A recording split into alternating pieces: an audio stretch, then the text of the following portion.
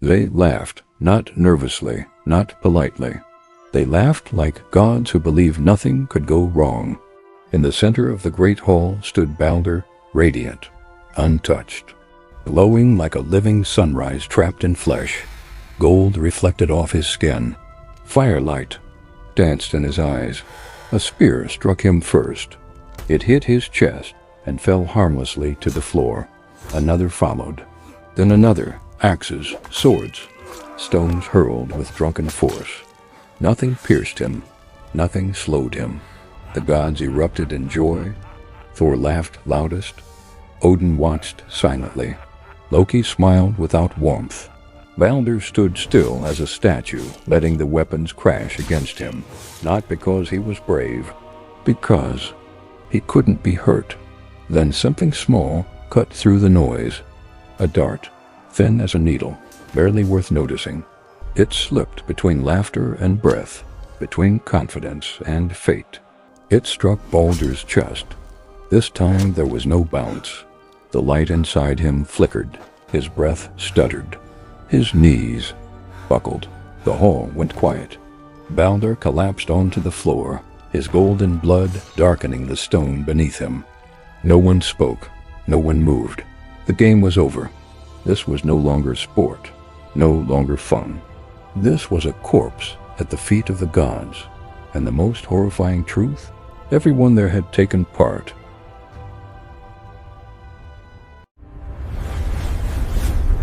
Unveil the legends.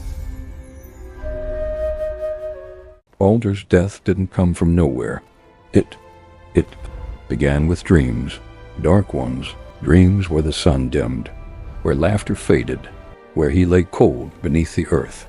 Baldr didn't fear much, but even gods fear premonitions. So he went to Odin, and Odin listened. That was the problem. Odin didn't hear dreams. He heard warnings. The All-Father had spent his life chasing knowledge, tearing secrets from the dead, sacrificing eyes, blood, and peace of mind just to see what others could not. And what he saw now terrified him. Baldr's death was not isolated. It was a trigger, a signal, the beginning of the end. Ragnarök didn't start with fire or war. It started with a funeral. So Frigg acted, a mother before a queen. She crossed the 9 worlds, forcing oaths from everything that existed. Fire swore not to burn Baldr. Water swore not to drown him. Stone swore not to crush him. Metal swore not to cut him. Poison, disease, beasts, blades, all rendered harmless. Baldr became immune to the universe itself. The gods celebrated. They believed they had cheated fate, but fate doesn't disappear. It waits, and waiting creates boredom. Soon the gods stopped seeing Baldr as a person. He became proof that they were smarter than destiny, stronger than prophecy. So they turned immortality into entertainment. They threw weapons at him to hear them fail. They laughed when violence became meaningless. Peace rotted into arrogance, and arrogance always invites something dark into the room. The hall rang with impact, metal clanging, wood splintering, shears echoing off stone walls. Baldr didn't flinch. He didn't bleed. He didn't fight back. He simply stood there, smiling faintly, letting the gods test him, like a wall they couldn't break. But one god wasn't throwing anything. Loki watched. Loki always watched. He noticed the way Baldr had stopped laughing, the way the game wasn't joy anymore but ritual, and Loki hated rituals built on lies. So he left, quietly. Disguised as an old woman, Loki approached Frigg, spoke gently, asked innocent questions. "What of mistletoe?" he asked. Frigg waved it away. Too small, too young, too harmless. Back in the hall, Loki found Höðr, Baldr's brother, blind, forgotten, standing useless at the edge of the spectacle. Loki placed something in his hand, a dart. "Let me guide you," Loki said. "Let you be part of it." Höðr hesitated, then trusted. The dart flew. No laughter followed. Baldr stiffened, gasped, then fell. The sound his body made when it hit the stone floor echoed longer than any scream. This wasn't murder by hatred. This was murder by negligence. A death built from confidence, from carelessness, from gods who believed the rules no longer applied to them. And in that moment, the universe corrected them. Here's the version of the story people don't like, the one that makes the gods look guilty. Baldr didn't die because Loki was evil. He died because everyone needed him to be unbreakable. Because invulnerability creates a strange hunger, the hunger to test it. Every spear thrown at Baldr wasn't loyalty. It was curiosity. Every laugh wasn't relief. It was entitlement. The gods weren't celebrating Baldr. They were celebrating control. Frigg believed she had sealed every crack in reality. But control always creates blind spots. Mistletoe wasn't forgotten by accident. It was dismissed. Too small to matter. Too soft to be dangerous. And that's how most disasters begin. Here's the darker layer. By removing danger from Baldr's life, the gods stripped him of meaning. No risk means no choice. No choice means no agency.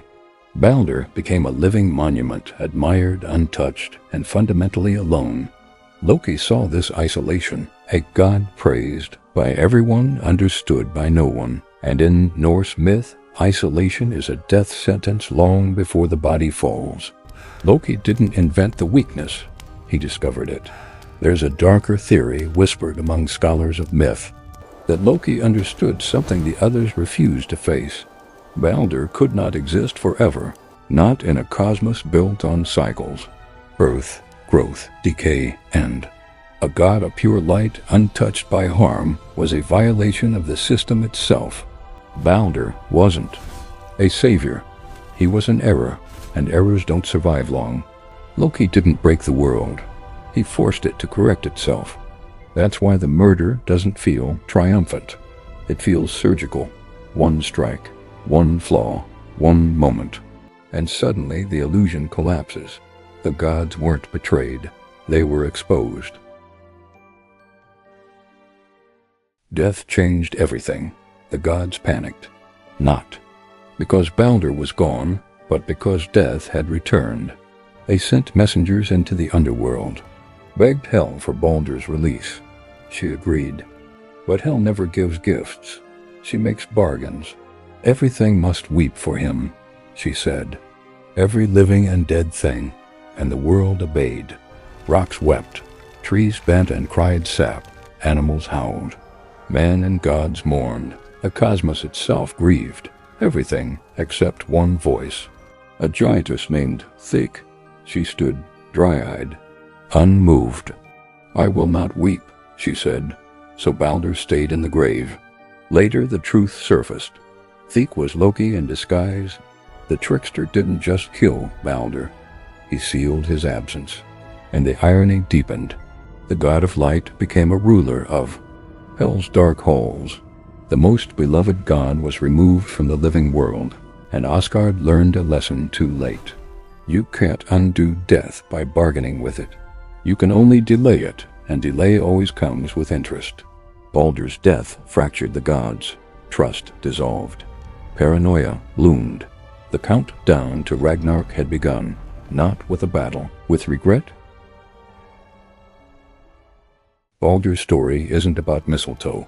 It's about fear, the fear of loss, the fear of endings, the fear that love cannot protect us forever. The gods tried to remove death from existence, and in doing so, they guaranteed it would strike harder. So here's the question. Was Loki truly the villain, or the only god willing to shatter a lie that threatened to rot the universe from the inside? Because punishment came next, and it was unspeakable. They bound Loki with his son's entrails, hung venom above his face, turned suffering into eternity. But pain has consequences, and when Loki finally breaks free, the world will burn. Because Baldr's funeral wasn't the end of the story, it was the warning. And the next myth? That's where the gods learn what happens in suffering decides to remember.